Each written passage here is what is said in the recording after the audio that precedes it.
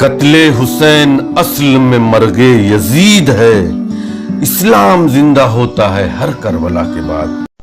مولانا محمد علی جوہر کا شعر ہے، جہاں تک میرے علم میں ہے، کہ قتل حسین اصل میں مرگ یزید ہے، اسلام زندہ ہوتا ہے ہر کربلا کے بعد۔ کوئی اس قسم کا واقعہ جب ہو جائے، یعنی ایک مجموعی طور پر کوئی شہادت یا کوئی ایسا معاملہ، تو اس سے آدمی یہ نہ سمجھے کہ اسلام مردہ ہو گیا، بلکہ اسلام اس سے زندہ ہوتا۔ مثال کے طور پر سب سے پہلا معرکہ غزوہ بدر کا ہوا۔ بظاہر اس میں 14 صحابہ کرام علیہم رضوان شہید ہوئے اور 70 کافر مارے گئے۔ ایک مختصر جماعت تھی، اور اگر وہ شکست کھا جاتی تو کیا ہوتا؟ حدیث شریف میں ہے کہ حضور علیہ السلام نے غزوہ بدر کی رات پوری جاگ کر گزاری،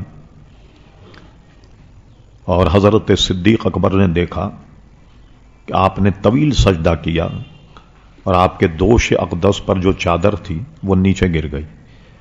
صدیق اکبر رضی اللہ عنہ نے کہا، یا رسول اللہ صلی اللہ علیہ وسلم، آپ اپنا سر اٹھائیے، اور اللہ تبارک و تعالیٰ نے جو آپ سے وعدہ کیا، یعنی فتح و نصرت کا، وہ پورا فرمائے گا۔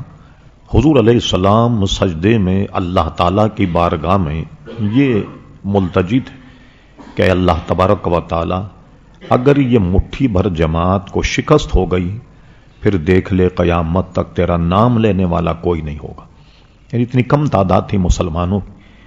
اور اس کے بعد آپ نے دیکھا کہ جب کفار مشرکین کو شکست ہوئی تو ان کی کمر ٹوٹ گئی اور اسلام زندہ ہوا، اور یہاں تک کہ پھر فتح مکہ ہوئی۔ فتح مکہ کے بعد دنیا میں اسلام پھیلنا شروع ہوا۔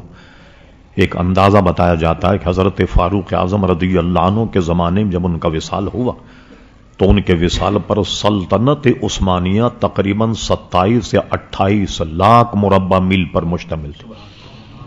کہ اللہ تبارک و تعالیٰ نے جو غزوے ہوئے اس میں قتل و غارت ہوا، صحابہ کرام شہید ہوئے، لیکن ہر ایسے معاملے پر آپ نے دیکھا کہ اسلام ترقی کرتا۔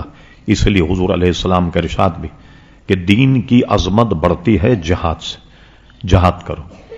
اور بظاہر ہے کہ جہاد کے پھر شرائط ہیں۔ جہاد ایسا نہیں کہ کوئی ایک دو مولوی بیٹھ کر کے لکھ دیں کہ جہاد، ہزاروں لاکھوں لوگوں کی جانوں کا مسئلہ ہوتا ہے۔ پورے ارباب حل و عقد، چوٹی کے علماء بیٹھ کر کے یہ فیصلہ کریں کہ یہ جہاد، تب جہاد فرض ہو جائے تو اپنے منصب کے مطابق جو ہے وہ جہاد میں حصہ لیا جائے۔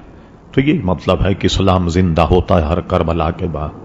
قتل حسین اصل میں مرگ یزید ہے، اسلام زندہ ہوتا ہے، اسلام زندہ ہوتا ہے ہر کربلا کے بعد، اسلام زندہ ہوتا ہے ہر کربلا کے بعد۔